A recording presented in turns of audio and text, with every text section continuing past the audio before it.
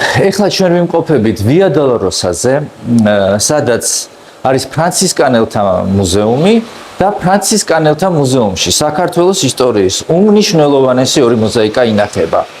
ეს მოზაიკები ვირჯილიო კორბომ აღმოაჩინა, როდესაც გათხრები ტარდებოდა ბირ ელკუტში და აღმოჩენილი იქნა უზარმაზარი სამონასტრო კომპლექსი თეოდორეს მონასტრის სახელწოდებით.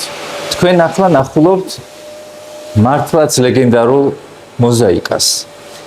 ერთი ეს დიდი ასომთავრული მოზაიკა, მეორე გვერდით არის, იმას ცალკე გაჩვენებთ. მინდა ორი სიტყვით მოგიყვეთ, აქ ახლა შემოგვიშვე სპეციალურად, იმიტომ რომ მთლიანი ეს ტერიტორია არის რესტავრაციის ქვეშ და ჩვენ ვთხოვეთ, რომ გადაგვეყო. კიდევ ერთი მონასტერი ქართველების, რომელიც ძალიან ადრეულია წმინდა მიწაზე და მისი სახელი ბაკურ იბერიელს უკავშირდება უკვე, იმიტომ რომ ჩვენ მოზაიკაში მის სახელსაც ხვდებით ბაკურ იბერიელისას.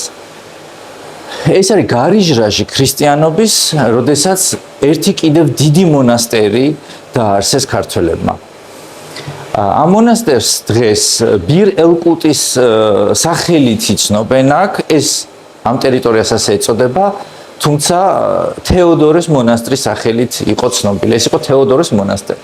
ორი მოზაიკა, როგორც გვითხრეს ჩვენ, დარჩენილი ადგილზე, ოღონდ კონსერვირებულია, მიწა აქვს ზემოდან, მიწის ფენით არის დაფარული და აქ რასაც ხედავთ, ჩვენ გაჩვენებთ ამ კადრებს, ეს კაპიტელიც და ყველაფერი რაც არის აქ, ეს არის სწორედ ქართველთა მონასტრიდან. ეს არის გარიჟრაჟი ქრისტიანობის, ამაზე მეტყველებს თავად ასომთავრული ეს წარწერებიც.